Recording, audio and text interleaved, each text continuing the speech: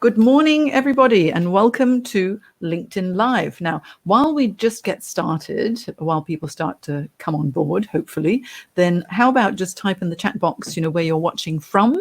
And I hope that you can hear me and you'll be able to hear Amanda this morning, because I'm very lucky to have the very talented, amazing, phenomenal woman of impact, Amanda Blesing, with me. And we thought that what we'd be doing is talking about how to create career impact even during self-isolation COVID-19 days, because a lot of us are working from home. Majority of us are working from home. Many people have been stood down. The economy is not quite as it has been for a while, but you can still manage your careers effectively. Don't you think, Amanda? Absolutely. I'm getting lots and lots of inquiries, or my clients are coming to me saying, I've still got a job. I love my job. I don't want to feel guilty that I've got a job and some other people haven't. But how do I still navigate my career, and how do I still stay focused on the end goal? So yes, it's a really big issue. Hi, everyone. Yeah, I know. It's really good to be here. And we're going to have some fun today as well. We're going to give you lots of valuable tips on managing your career, because first of all, we'll do a little introduction of myself and then Amanda, and then we'll be going into honestly how you can definitely still create an impact and manage your career moving forward, despite the challenges that we've all been through. And we'll be talking about stress management, developing resilience, building your brand, using LinkedIn, all of these things that both of us are very passionate about. And okay, so let me just put this little banner up. Hang on. So here we go. Just a very brief one, okay? Because most of you already know me anyway. Those of you who don't, I'm Jane Jackson. I'm a career management coach specializing in career transition coaching. I'm the author of Navigating Career Crossroads, which actually is very exciting because it just went live on Kindle. The paperback will be coming out in June because of COVID. It's a bit delayed. But on paperback, on Kindle, on Amazon, it reached #1 in 2 categories, in job hunting and in resumes on Tuesday. So I'm very excited. Wow. Yeah, I know. But anyway, it'll help lots of people, because it's all about navigating your career crossroads, especially if you've been stood down. And I'm also host of Your Career podcast on iTunes and Spotify and a few other platforms as well, if you need a bit more inspiration. But that's enough about me, because I want you to find out more about this amazing woman, Amanda Blesing. Introduce yourself, Amanda. Thank you, Jane. Just fantastic to be here. Speaking to people and talking about a subject I'm really passionate about is one of my favorite things to do, especially on a Friday, and it is sunny in Melbourne. So my name is Amanda Blesing, and I am the founder of the Ambition Revolution. I'm a whole heap like a leadership coach, but I predominantly work with executive level women. You know how terrifying it can feel when you wake up one day and the world as you know it has totally changed. Opportunities that you thought were going to be there, perhaps conversations you had about your future, perhaps pay rises, promotions, media opportunities, all of a sudden that stuff has disappeared. You're feeling lucky to have a job at all. So what I do is I teach, I guess, a really powerful approach to branding yourself. And I want to halve your effort, but double your impact. Beautiful. And this is what we're going to be talking about today, creating career impact during COVID-19 days, and especially when we're working from home. Now, Amanda, we've already got some messages here. So let me just give a shout out to some of the people who are on. Fantastic. I love how good you are with technology, Jane, and I think that's really important in this new world. We've got to upskill on technology. So I'll let you do your thing. Actually, I was talking about this about 2 weeks ago with Russell and Russell Veach and Constantidis about, the aging workforce as well, because, I'm so old now. But if we keep up to speed with the latest technologies and methodologies, we'll always be relevant, we'll always be marketable, because so many people ask me, am I too old to be hired? And, you're only as old as you believe you are. And if you think you're too old to be hired, you will be. But make sure that if you're healthy, you're fit, you're vibrant, you're still learning, yes, you can reinvent your careers as well. There's some fantastic resources on Harvard Business Review, Women at Work podcast about how the language we use to describe ourselves, like, oh, you know, can't teach an old dog new tricks. That stuff is feeding the stereotype that we are not good at technology. But I don't want to interrupt, Jane. Go on. I can talk for hours about that. Say hi to our listeners. I know, me too, because I reckon the older we get, the more experience we have, the more we have to offer as well, especially when it comes to mentoring. And, you know, you can always teach an old dog new tricks. I'm learning new tricks all the time, okay? Although I don't really want to call myself an old dog. Let me say hello to some people. Diana Chen, hello. Andrea G, good morning. Caroline Skilly, nice to have you here. Jason Owen is from Moreton Bay area. Rahul, oh, hi, Rahul. He says, hi, Jane and Amanda, you're from Sydney. Andrea's from Sydney. Karawal is from Brisbane. Good morning. Ken Pierce is from Brisbane. Hello, Ken. Nice to have you join us. And Diana said, congratulations. Oh, must be about the book. Yes, I'm very excited. And Liv Medina, happy Friday. Hello from Melbourne. So we've got some people from Melbourne, from Sydney, from Brisbane, and wherever you are in the world as you join us, then please do type in the chat box. Also, if you happen to be watching the replay, because majority of people do watch the replay and you're watching through this, still type in where you're from as well, because we love to know. Okay, and so I have some questions for Ms. Blessing. Okay, let's start off with you, Amanda, because now I'd like to ask you first question. Now, if you still have your job, how can you ensure that you will still make an impact when you're working from home?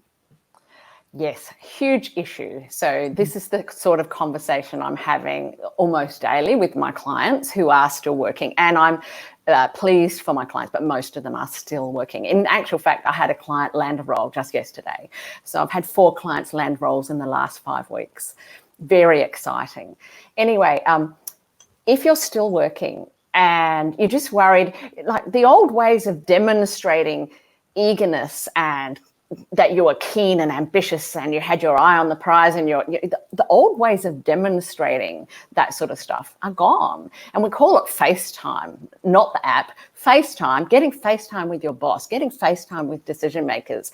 That's always been a bit of a challenge with flexible work arrangements for many women and men who opt for flexible work arrangements. So there's great resources around this on catalyst.org. But getting FaceTime or demonstrating FaceTime with your boss when you're working from home is really challenging. My advice is progress reports.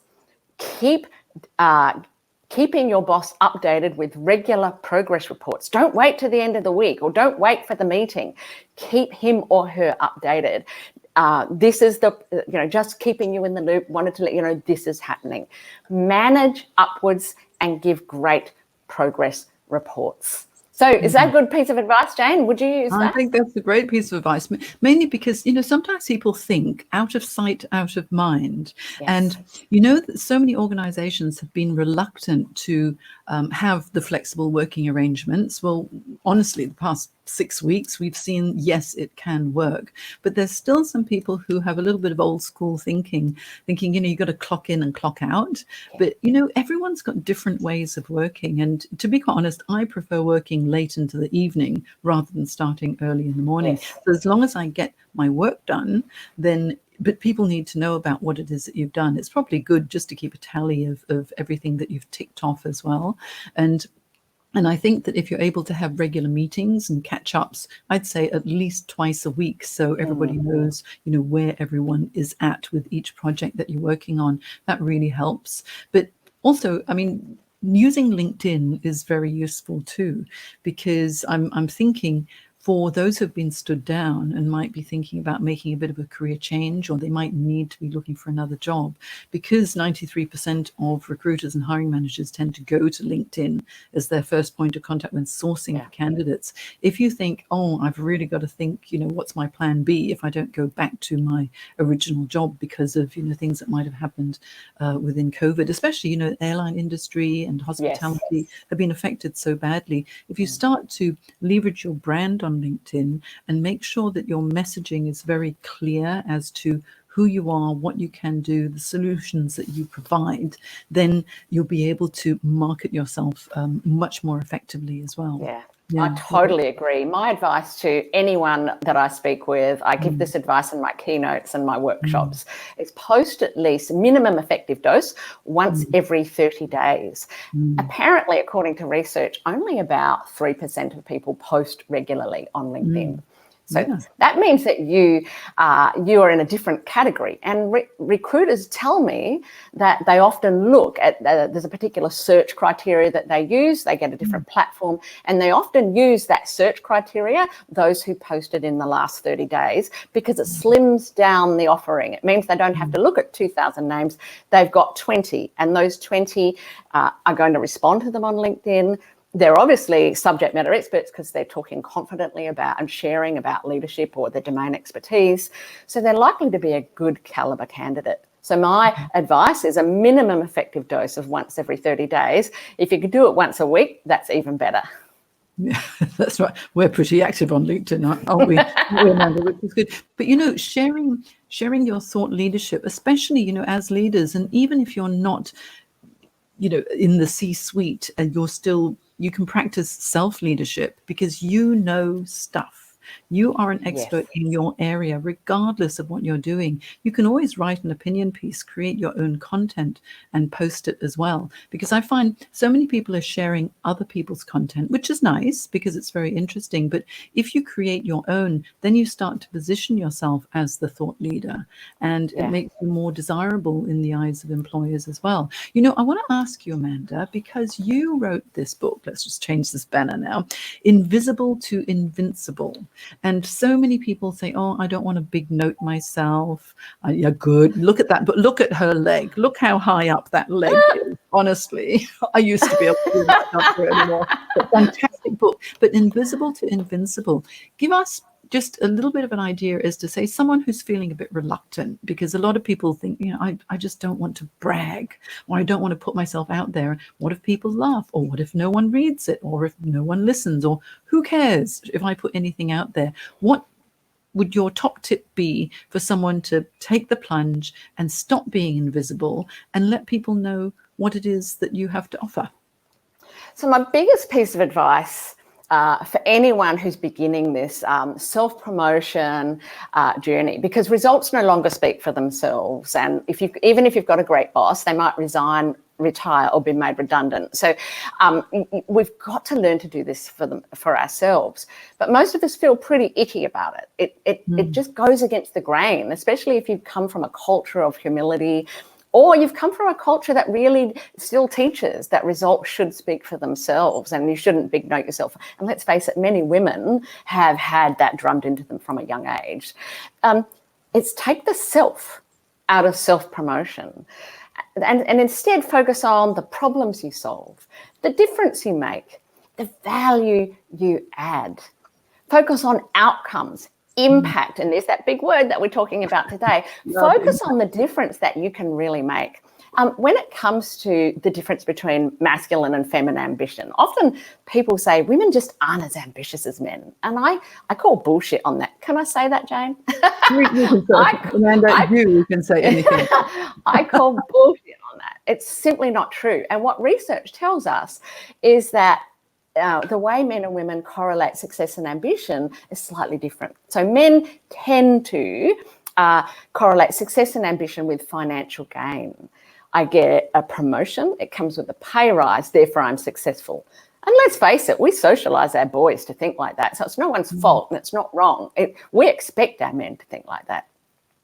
But women, while the money is really important, if women don't feel their voices heard or that they're actually making a difference, there's that thing again, impact, making a difference. So if women want the money, but if we don't feel like we're being heard or that we're actually making a difference, then we're far more likely to pack up our button ball and go elsewhere. So it's really important. So instead of thinking, oh, I'm self-promoting, it's all about me. And in Australia, we have these comedians, Kath and Kim, like, look at me, look at me, look at me. And it's a joke.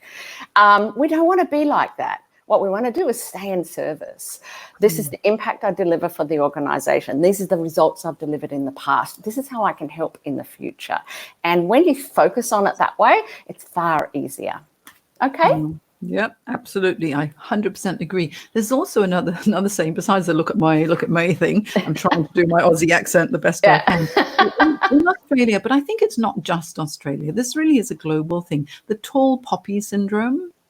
Yeah, people just don't want to feel like, oh, if I stick my neck out there, someone's going to chop my head off, and then you feel bad about it. But if you take it another way, say if you stick your neck out and you do self-promote, because if you don't promote yourself, who's going to do it, really? You can hope someone else will recommend you, but what if someone else doesn't? You stick your neck out.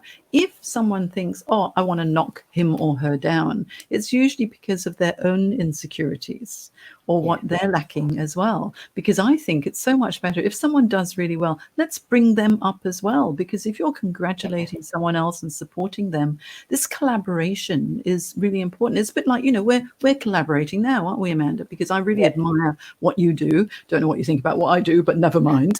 I think you're amazing. Number one on Amazon, there, wasn't I?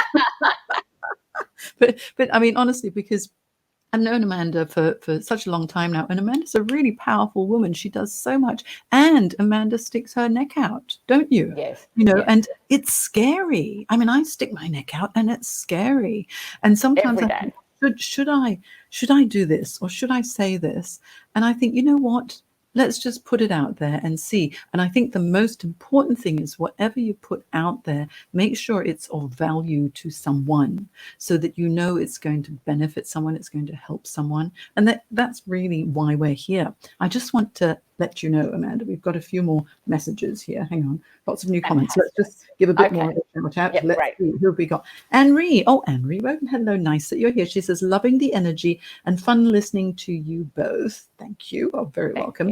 I'm not going to be able to pronounce this. Hello from Nigeria. It's Akinbamiro. Hello. Sorry if I pronounced your name wrong. MD. Oh, hi, MD. Good to see you. Jane and Amanda, good morning. I'm from Melbourne. Hello.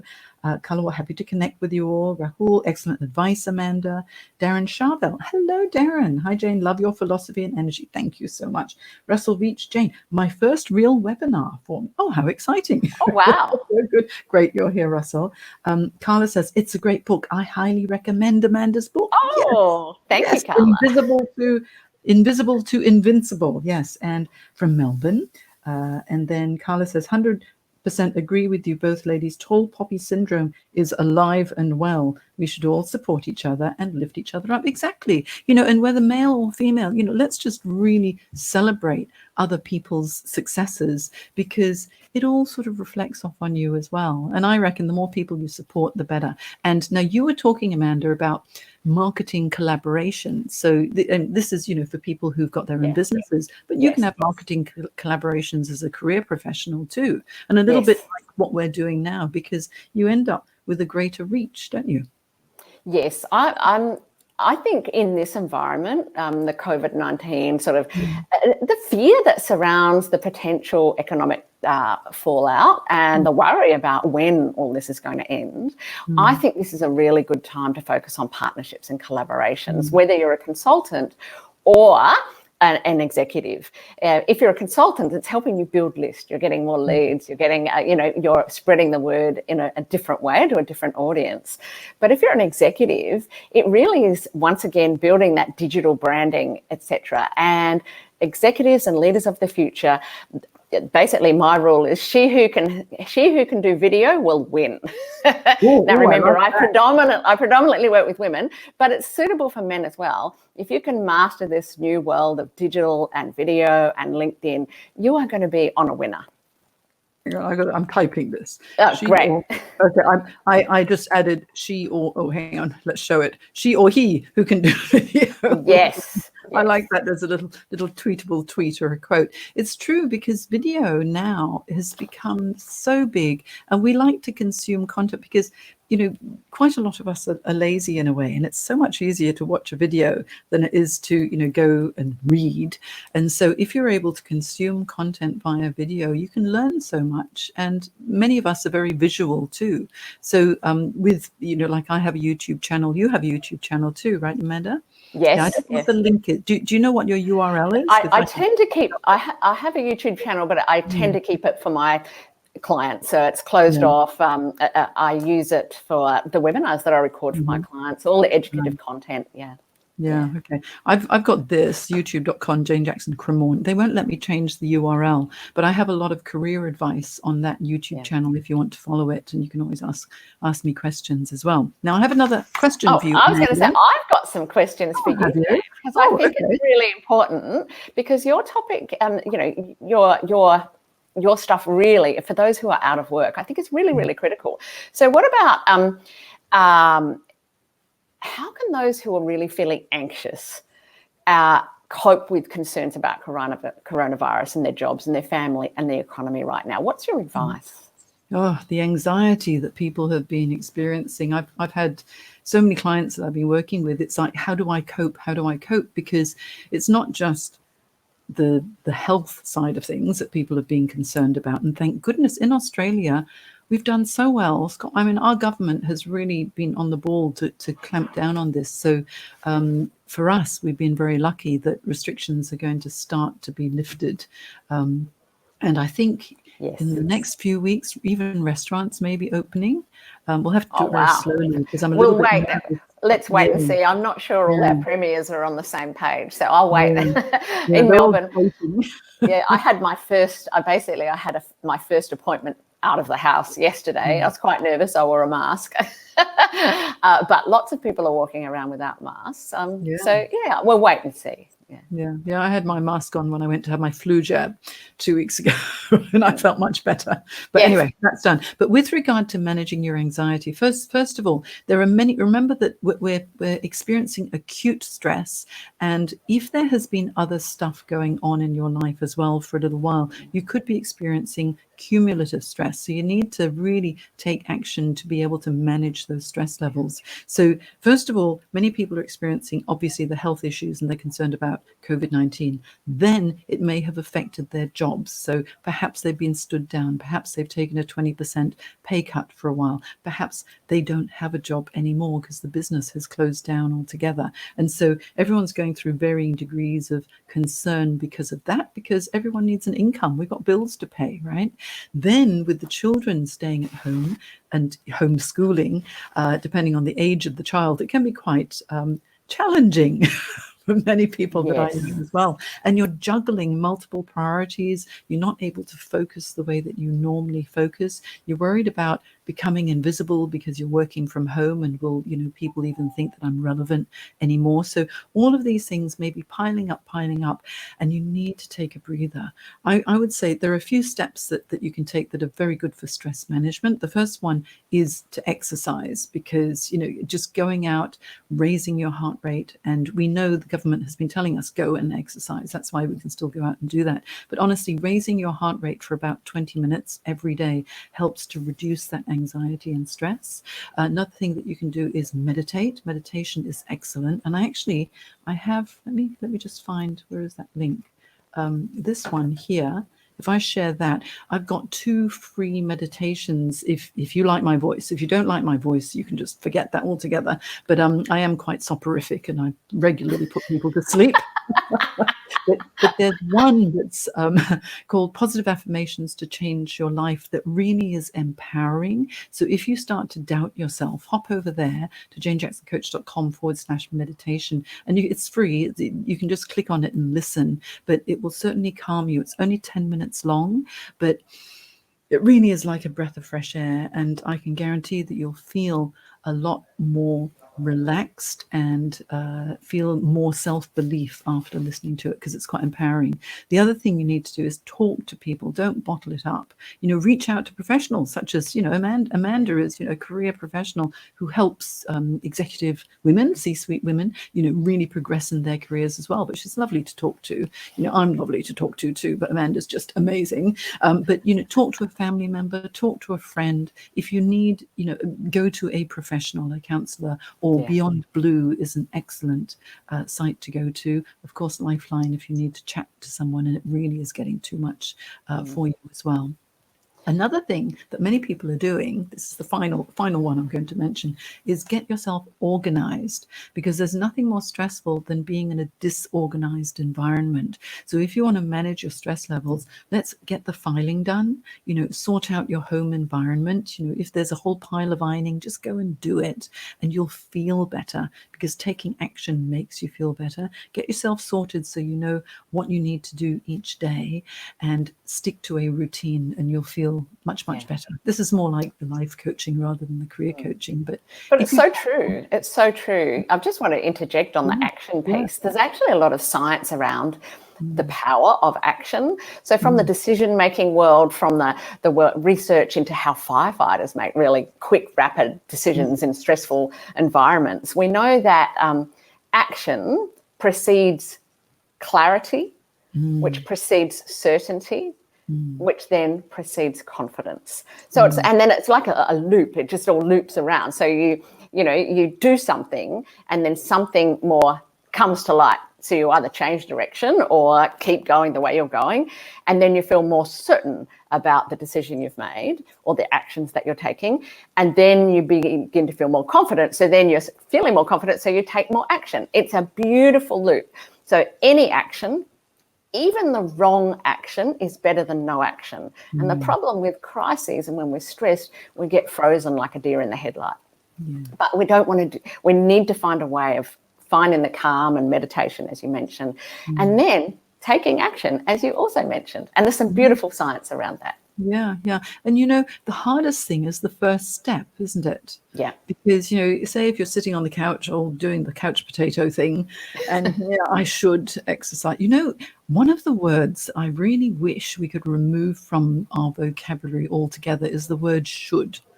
I should exercise, I should do the filing, I should do this, or I should do that, because you don't as soon as you think about that. But if you say, I will, I will do the ironing, I will go for a walk, I will exercise, then just go and do it. There's a great book that I read by Mel Robbins, and it was called The 5-Second Rule. And she says, and I do this because it works so well, when you want to do something but you feel hesitant, and then suddenly you start thinking and you get in your head and you don't do it, because, if I do this, then what will happen? And then you start to worry. She says, use the 5-second rule. Just say to yourself, if you want to do something, go 5, 4, 3, 2, 1, because it's like 5, 4, 3, 2, 1, blast off, right? 5, 4, 3, 2, 1, and then do it without thinking. Because even say, when you're at a networking event and there's someone who's really famous or someone that you've wanted to meet for a long time, and you think, I want to go and say hello and shake their hand, and you don't because you think, they're too important, they won't want to talk. Or I might get coronavirus. No. I know. After COVID-19, Amanda. So true. But we're thinking, back to normal days, but you don't go and say hello, or you don't send that email, or you don't reach out on LinkedIn, or you don't because you think, what will they think? Or maybe I'll be rejected. Just go and do it, because more often than not, surprise, surprise, most people are very nice. And if you introduce yourself, they go, well, hello, nice to meet you. And you know what? If they're not interested, well, they weren't worth it in the first place. So that's right. And if they're not nice, then don't worry about it. But mostly people are lovely and helpful. Yeah. And we want to attract people who share our values, and you want to attract the sort of people that you either want to work for or work with or be around, and that makes for a much happier life too. Now, I want to ask you another question, Amanda. Okay. Yes. Yeah, because you have really good insights. What's the one big thing that you would recommend C-suite professionals focus on right now? I think the big thing right now, certainly here in Australia, is focus on your staff. Focus on your staff. Your staff really need you. They need you to be calm. They need you to be embody certainty, even if you're not feeling that way. And they need you to be proactive. So we want what I call unflappable leadership. Your staff need that of you. So focus on being in service to your staff, but with boundaries so that you do look after yourself. So priority number one is you. If you're worn out, exhausted, flustered, unwell, you can't be there for your staff. So focus on your staff, making sure you connect with them, but also with boundaries to look after yourself. So that would be my big piece of advice for C-level executives. Of course, you're already doing the progress reporting and managing upwards and managing a bit of visibility, but comes with the proviso that you do look after your staff. Yeah. I mean, it is so important, and to be seen as the caring leader, and talking to them and just being there makes such a difference. We've got a few more comments here, Amanda, that I would like to show. Samantha Robbins says, hello from Melbourne. Love your advice. Ernie Owen, thanks so much. Hussein Rahimzadeh agrees with Carla Wall. Can't remember what you said, Carla, but I'm sure. Oh, Annette Rose. Hello, Annette. Good morning. Annette says, love it. She who can video will win. Yeah, we like that too. And Temray Green says, I found Amanda's video tips to be very helpful in the past. Lovely. Carla says, you do have a soothing voice, Jane. Oh, thank you. And Annette says, yes, take action. Annette says, loving all these words. Should is an awful word. It is. Should doesn't get you anywhere, does it? And going to. Gonna do this, want to do this, gonna do that. Pitch, that's an interesting name. Says, hi from France. Henry says, love that Amanda taking action is the first step to clarity. Yeah. Annette says, 5-second rule is my absolute favorite. Yeah, me too. Honestly, it's amazing. Kelly Kumba, she goes, some reaching reading I've done suggests rather than focus on movement for exercise, focus on movement for how it makes you feel. It's a form of pleasure. Easier to motivate for pleasure than exercise. Kelly, very valuable comment there. I agree with you 100%. And Annette says she talks about this in her money mindset segment of her program. Yeah, that's right. And Carla says, Kelly Kumba, totally agree with you here too. Good. I'm glad you guys are chatting to each other as well as to us. It's great, isn't it? It's fantastic. And I think that's that spirit of collaboration and connection. And I think we need that right now. We're feeling uncertain, even though there's some lifting here in Australia and we're hopeful. We still feel quite uncertain about what the future will look like and how long this is going to go on for. And I think connection, collaboration, joined up thinking, we've got a big joined up problem. So let's use joined up thinking to solve it rather than silos and isolation. Yeah. Now you notice, for those of you watching, you can just see just below here, I've got a hashtag that I created a few weeks ago called TimeForGlobalConnection, because I believe now really is the time for global connection. And thanks to technology, we are globally connected, like pictures in France. We've got people all across Australia and Nigeria and wherever. If you want to follow that hashtag, that's where all of my other LinkedIn lives during COVID-19 will be found, because, I've spoken to, lots of amazing professionals, and we talk about the aging workforce. We've been talking about executive impact, like with Julie Hine. I've been talking with lots of different people, and today having Amanda here is fantastic. And now I'm sure you've got some amazing advice that you just want to talk about anyway, Amanda. So give it to us. Oh gosh, I think that perhaps my clients are having success right now, and I've been really thinking about what it is. Now, mostly, the big issue is that they're in sectors that haven't been affected. So the proviso there is, let's get that out of the way. My clients who have been really successful right now are not in sectors that have been affected. But I was trying to work out what it is that these clients are doing that is different to perhaps other people who have found themselves either between jobs or, they've been looking for work and they've been feeling stressed right now and haven't really landed that dream role right now. And the key thing I think, is these clients, it's like when COVID-19 threat hit and the subsequent economic downturn, the shutdown, and when it all hit, these were the clients who felt really nervous to start with and then doubled down and did something about it and didn't stay for long in that fight, flight, freeze, amygdala hijack space. And I'm thinking one in particular, it was like, she said to me, Amanda, she was made redundant last June. And so by the time COVID-19 hit, she was really worried, like, oh my gosh, I've left my run too late. I'm never going to land a role. And I was beginning to get worried too. But when it hit and we'd been in shutdown, she just went, okay, I'm going to really go out to my network. In service, I'm just going to stay in service, reach out to my network, see how I can help, if they've got any gaps that I can fill. And she doubled down and did extra reaching out throughout the last few weeks. And it's paid dividends because, it's just fantastic to hear that someone who's really has doubled down, done the work. It's not luck. It was effort, smart effort, strategic effort in alignment with her goals. But it was definitely effort and it paid off. So really excited. She's waiting for the contract today, so I can't name her. Fingers crossed. Yeah, everything crossed. Yeah. Even though, COVID-19 has affected, so many industries and so many people's jobs, people have been securing new roles. And when they've started, like 2 of my clients have started new roles in the last 2 weeks. And it's just interesting because the whole onboarding process was done remotely. They're working from home. So it feels a bit weird, but the onboarding process can still be done very, very well as long as there's open communication. I was thinking, I just wanted to mention about for people who have been stood down and they may be thinking, what do I want in my career moving forward? The number one thing, and I'm sure you'd agree, Amanda, is clarity about what it is that you really want.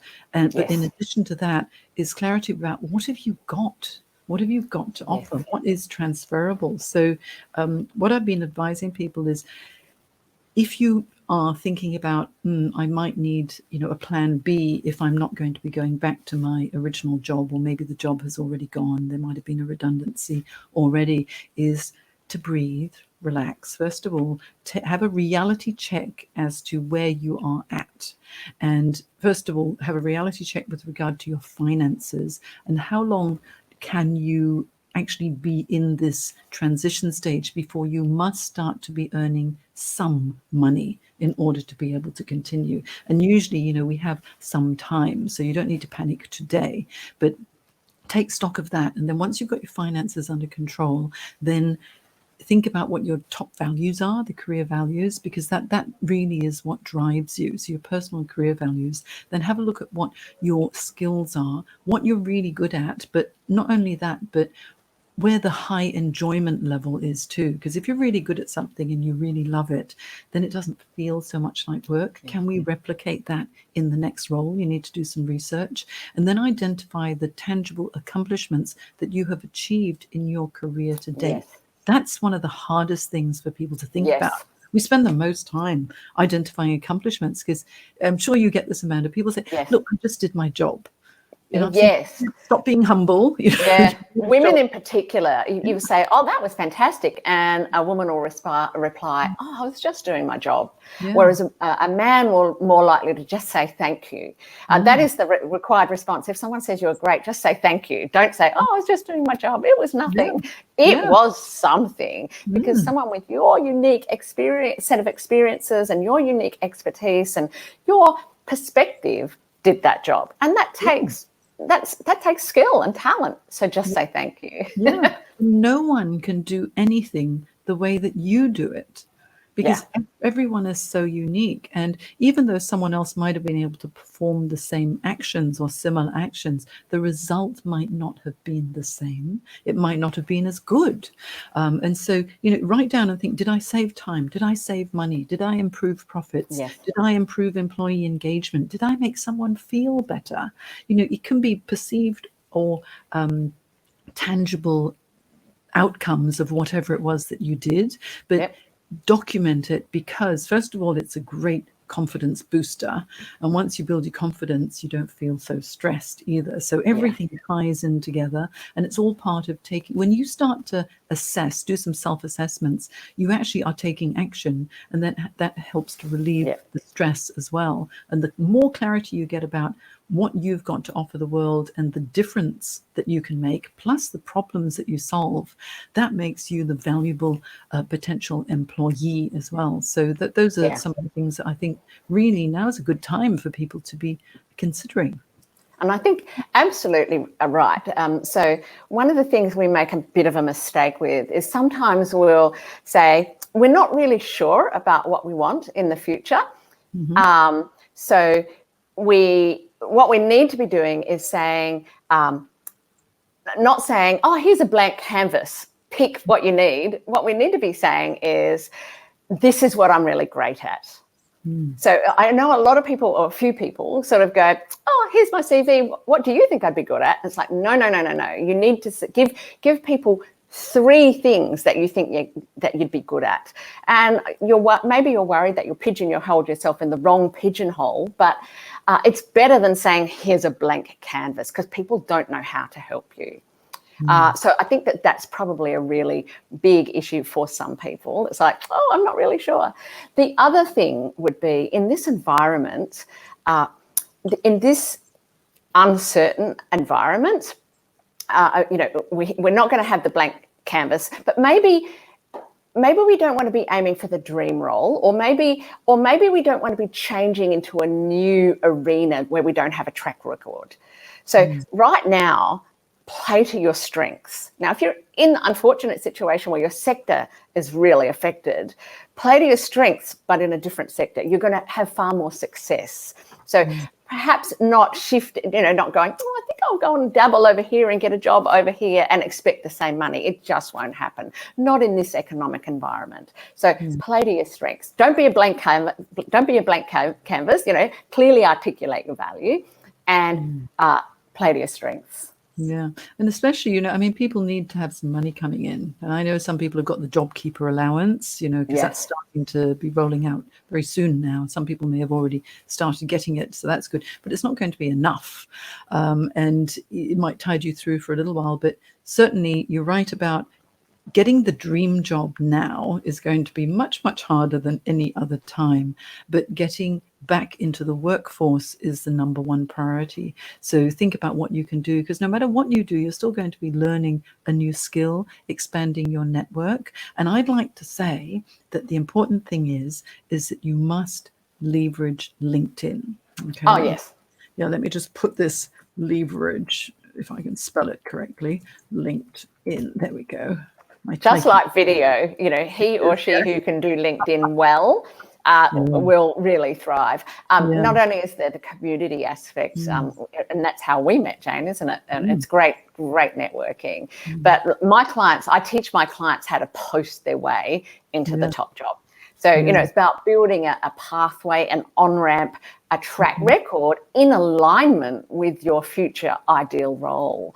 So I know that's nerve-wracking for some people. It's like, oh, I'll put my ideas out there and someone might comment negatively. And yes, they might. And we have to develop a little bit of a thick skin and learn to let go of the need to be right all the time. It's okay for us to have diverse opinions, and it's okay to be wrong every now and then.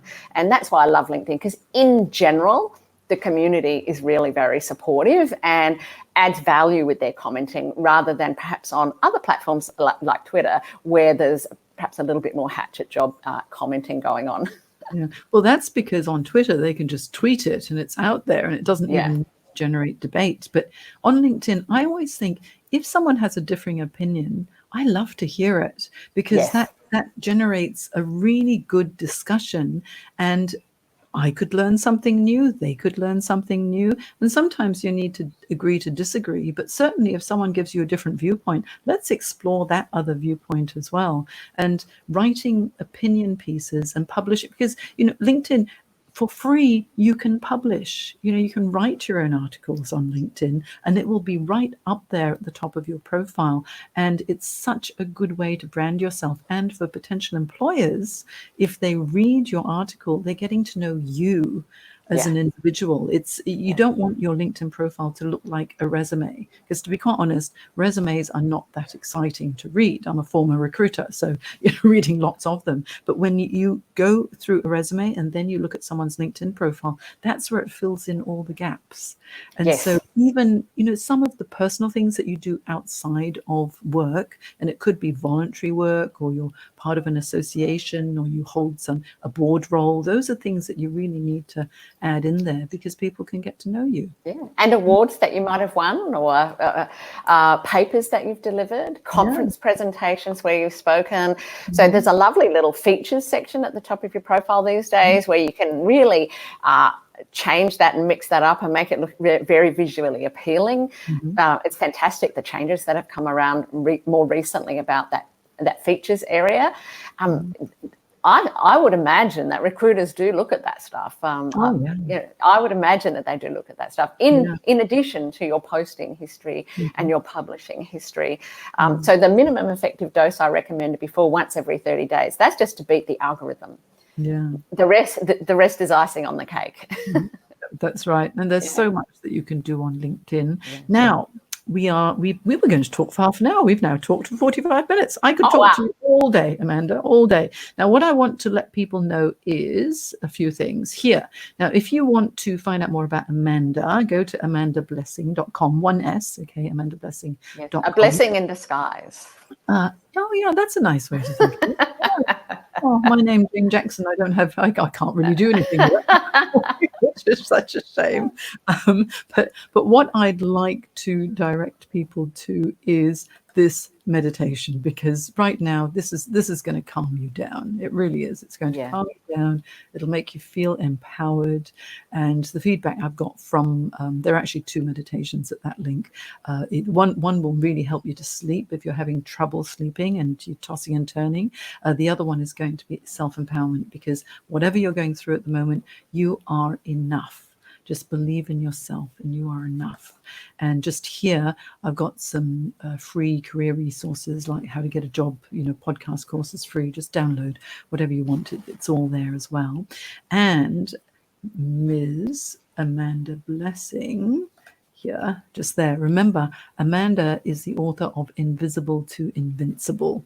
And so if you want to be invincible, this is a wonderful woman to follow.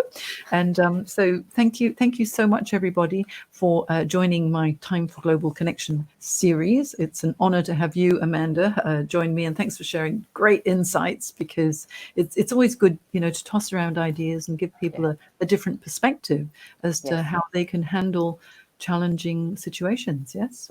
Fantastic. It's been absolutely wonderful to be here, and as you said, bounce ideas around. I wish all the best for your clients and your followers. I hope they land wonderful roles soon.